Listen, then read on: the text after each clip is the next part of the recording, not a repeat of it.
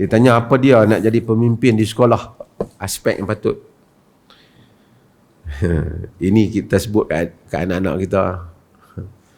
Kita dalam hidup ni, kita lalui banyak fasa. Banyak fasa. Kita belajar. Bagi setiap fasa tu, kita belajar macam-macam pengalaman. Besok, ingat apa yang saya beritahu. Besok dah membesar nanti, akan ingat. Oh, dulu ada Dr. Mazhar beritahu sekian-sekian. Kita belajar. Kita belajar.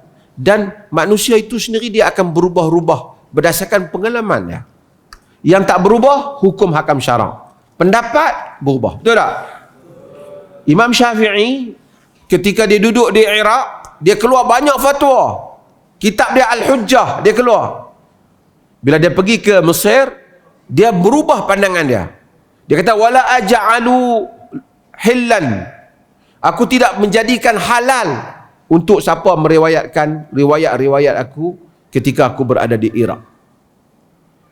Ketika dia duduk di Iraq, dia kata dah dia pergi ke Mesir, dia tak ada benar lagi. Wala ajalu fi hilli, aku tak jadi kehalalkan orang yang mengambil duk cerita lagi apa patung fatwa aku masa di Iraq. Sekarang aku di Mesir, fatwa baru. Imam Ahmad di Iraq masih pakai fatwa Imam Syafi'i. Yang di Iraq zaman tu tak ada Facebook punya nak update pendapat terbaru. Pun begitu, ulama-ulama mazhab Syafi'i sendiri mengkategorikan lebih kurang 18 masalah pendapat yang lama lebih kuat daripada pendapat yang baru. Itu saya sebut banyak. Contohnya, kita sembahyang waladdallin, amin.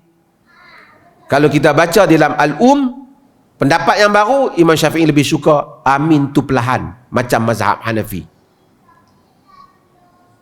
Tapi yang diamalkan dalam mazhab Syafi'i ialah pendapat Imam Syafi'i ketika di Iraq. Qaul qadim, pendapat lama, bukan pendapat baru. Pendapat baru slow.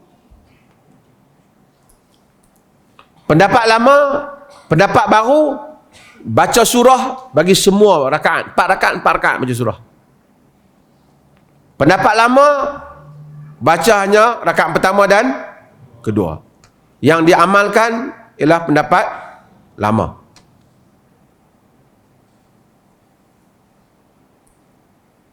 Maksudnya, tapi majoriti amalan banyak pendapat baru. Imam yang besar, kajian yang banyak, ada berubah. Imam Ahmad ada banyak qaul dia. Pada hujung dia, diubah qaul. Pengalaman. Ada ilmu, ada pengalaman. Bukan kerana agama tu berubah. Dia tengok kajian dia dulu, dia tak nampak masalah ni. Misalnya dia kata kes ni macam ni. Dia tengok-tengok, oh, ada juga orang yang macam ni. Jadi dia ingat semua macam ni. Ada juga yang macam ni. So dia kena luaskan fatwa dia. Hitler tulis buku dia. Dia kata, sebelum satu orang tu umur 38 tahun, dia jangan bercakap tentang politik. Nanti dia berubah pandangan. Kata Hitler. Akhirnya dengan Hitler pun mati. Habis dia bom negara orang lain. Walaupun dah lebih pada umur tu. Saya nak ceritanya apa? Jadi leader, jadi belajar, jadi apa pun tak apa. Tapi kita belajar. Kerana orang tak boleh pandai dalam satu hari. Kalau dah tua baru nak belajar, lambat pandai. Tapi daripada kecil pernah berlagu pemimpin itu, pemimpin ni, pernah apa? Menguruskan itu, menguruskan ini, lama-lama akan pandai. Saya tak terus boleh bercakap. Saya dulu di kolej, pemidato, menang apa. Lepas tu biasalah dengan mikrofon. Ada juga orang masa kecil ketak, tua tak ketak. Ada orang masa kecil ketak, tua tak ketak-ketak lah. Ada juga lah kan. So,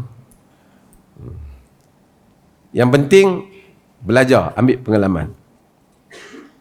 Quran kata fasiru fil ard fanzuru, berjalan atas muka bumi dan lihat.